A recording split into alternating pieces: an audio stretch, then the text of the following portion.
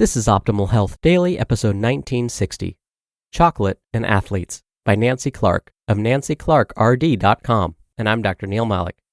Hey there, happy Monday and welcome back to Optimal Health Daily, where I act as your narrator of the best health and fitness blogs, all for free, and always with a bit of my commentary at the end. And with that, let's get right to today's article and start optimizing your life.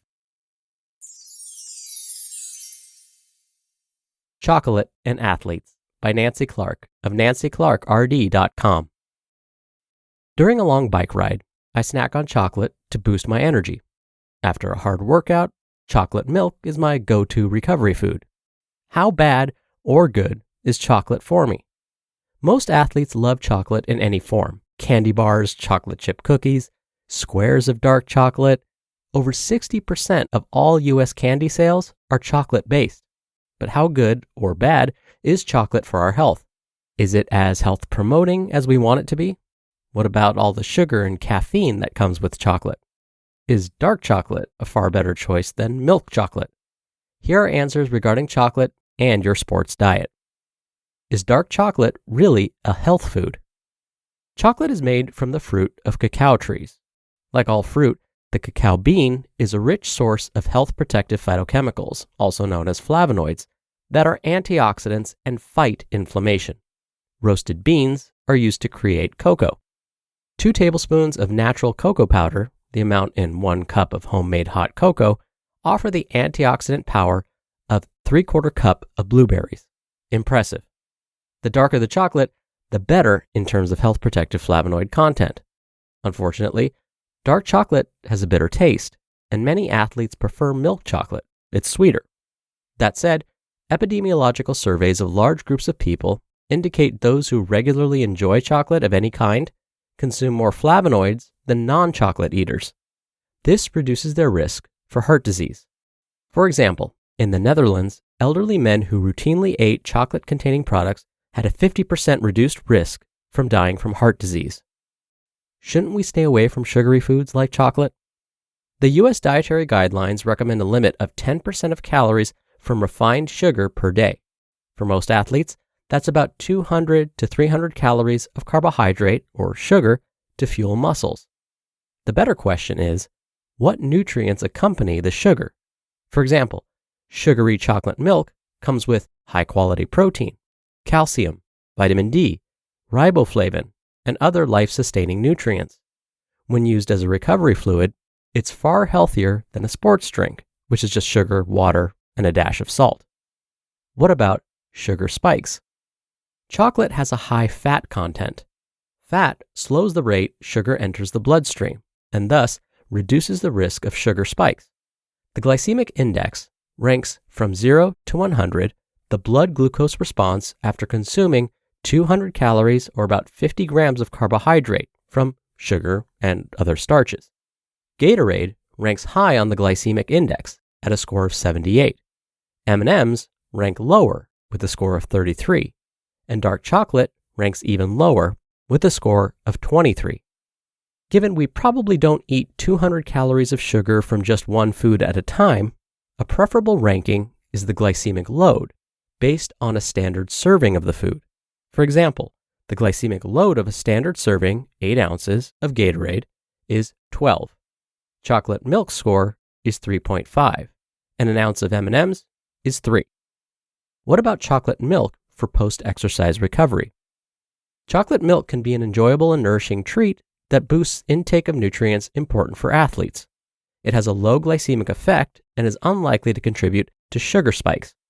Drinking chocolate milk after a hard workout effectively refuels and repairs your muscles, boosts your blood sugar, and replaces electrolytes lost in sweat. It's a nutritionally preferable choice to a carb-only, sugar-based sports drink. And it's yummy chocolate, with purpose and meaning, and no guilt. How much caffeine is in chocolate? The amount of caffeine in chocolate depends on how much cocoa powder is in it. Milk chocolate is only 10 to 20% cocoa. Regular dark chocolate is 50 to 69% cocoa, and strong dark chocolate has more than 70% cocoa. The higher the percentage of cocoa, the higher the caffeine. That said, the 20 milligrams of caffeine in an ounce of dark chocolate pales in comparison to the 200 milligrams in a mug of coffee. Chocolate's energy boost comes from sugar more so than the caffeine. Is chocolate fattening? Like any food that's eaten in excess, chocolate can be fattening. That said, data from 13,626 adults over the age of 20 and without a history of diabetes suggests chocolate consumption was not associated with obesity. Is there a best time of the day to eat chocolate? If you are destined to eat a treat such as chocolate cake, enjoy it earlier in the day as opposed to indulging at 8 p.m. when you're tired and lack the mental energy needed to stop yourself from overindulging. You are going to eat the chocolate eventually, so why not enjoy it sooner than later? Believe it or not, eating chocolate cake with breakfast might actually help dieters reach their weight loss goal. Research performed on 193 adults that were on a reducing diet suggests that those who had cake with breakfast had fewer cravings for carbohydrates and sweets later in the day. By front-loading their calories, they were less hungry and less likely to stray from their diet plan. They ate either a 300-calorie protein-based breakfast or a 600-calorie breakfast that included protein plus chocolate cake or another dessert. In the first 16 weeks, both groups lost an average of 33 pounds per person. But in the second half of the study, the no-cake group had poor compliance and regained an average of 22 pounds per person, while the cake eaters continued to lose another 15 pounds each. By 32 weeks, the cake eaters had lost about 40 pounds more than their peers. Does chocolate make for a more sustainable diet? The bottom line: by no means is chocolate the key to a healthy sports diet, nor is eating lots of dark chocolate preferable to snacking on apples and bananas. It's no secret, chocolate contains primarily nutrient-poor calories from sugar and fat. A Hershey's bar, which is about 43 grams, has 220 calories, of which about 40% are from added sugar and about 50% of the calories are from fat. Hence, you want to enjoy chocolate in moderation so it does not crowd out other nutrient-dense foods.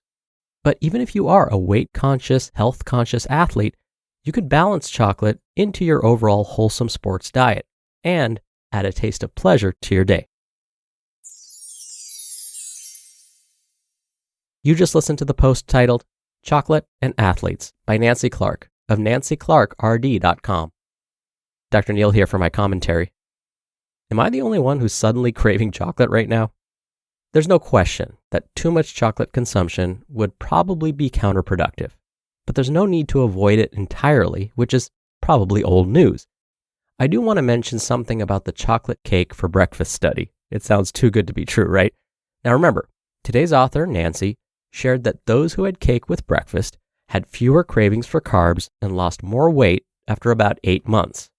Before we get too excited and start swapping out our morning oats for chocolate cake, we need to think about what the major conclusions of that study actually tell us. It may not be about the chocolate cake itself that leads to fewer cravings and weight loss. Instead, it just may be about consuming more calories at breakfast or earlier in the day. There was another meta-analysis that found more calories consumed in the morning, like during breakfast, with no chocolate cake, by the way, led to fewer cravings too. So again, it may not be chocolate that's the trick, but instead, having a bigger breakfast overall or consuming more of your calories earlier in the day. All right, that'll do it for today. I hope you have a great start to your week, and I'll see you back here tomorrow where your optimal life awaits.